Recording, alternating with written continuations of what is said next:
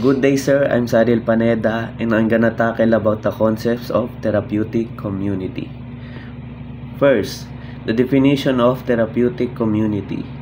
It is a structured treatment and rehabilitation approach that utilizes the social environment and peer support to promote personal growth and change. Ito yung type na binibigay sa mga kadalasan sa mga probation individuals na instead na sinuserve nila yung ano nila sa prison is sinahayaan lang sila sa community upang tuloy-tuloy ang kanilang pakikipag kapwa-tao. Kumbaga hindi naiiba yung pakikitungo sa kanila at mas mabigyan sila ng linaw na kaisipan. Dito rin sa therapeutic community, ginagamit din yung environment katulad nung sa mga kung ano yung nakakapalibot sa kanya. Hinahayaan lang siya na tuloy-tuloy pa rin makipag-cooperate sa iba para mas lumawak yung pakikipag niya sa individuals. These are particularly for those with substance use disorder or behavioral problems. It involves a highly structured daily schedule of group of individual therapy community chores. Therapeutic community aims to foster a collective environment where participants actively contribute to their own recovery and the functioning of the community.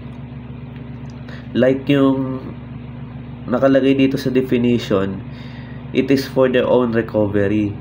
So most of the time, sila rin ang tumutulong sa sarili nila para mas maging mabuti yung kalagayan nila at also functioning of the community. Also, they can provide in their community and environment for the better. 1. What is the objectives of therapeutic community modality program?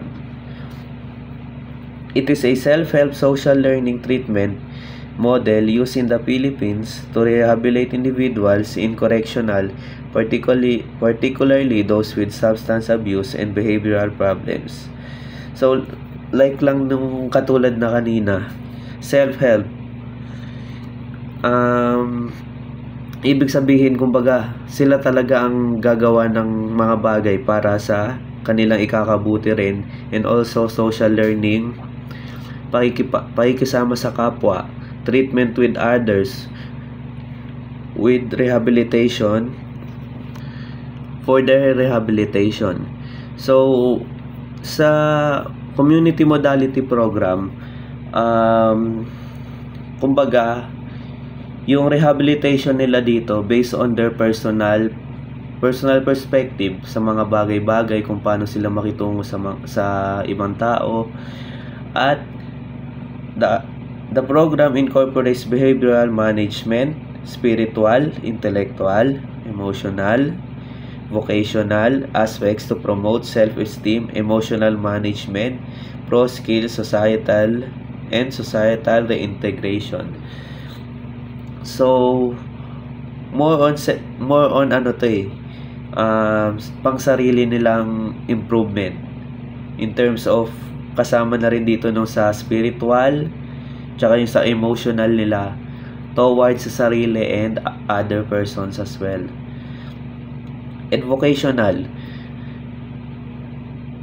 they can use this therapeutic community sa vocational upang magkaroon sila ng new skills outside pagkatapos na ng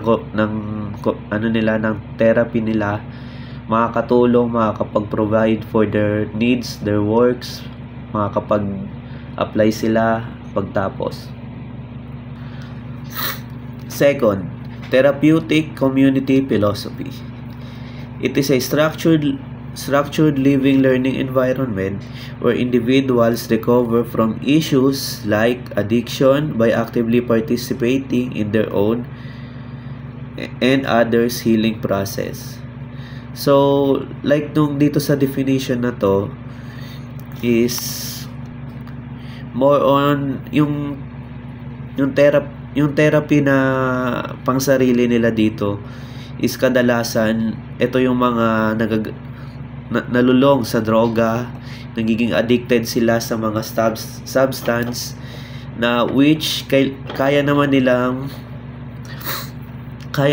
itong mabago at makapag-provide ng mas mabuti para sa sarili nila, by which ng guidance tsaka tulong na rin sa mga ibang nandun sa nasa therapy na yun, community. And other key aspects include promoting personal growth through confronting oneself with others, fostering honesty and accountability. This is when yung story of one individual sinishare nila sa mga iba pa upang magkaroon din sila ng idea kung ano yung pinagdadaanan ng tao na yon, makakapagbigay sila ng insights o kaya solution, and makapagbigay ng guidance.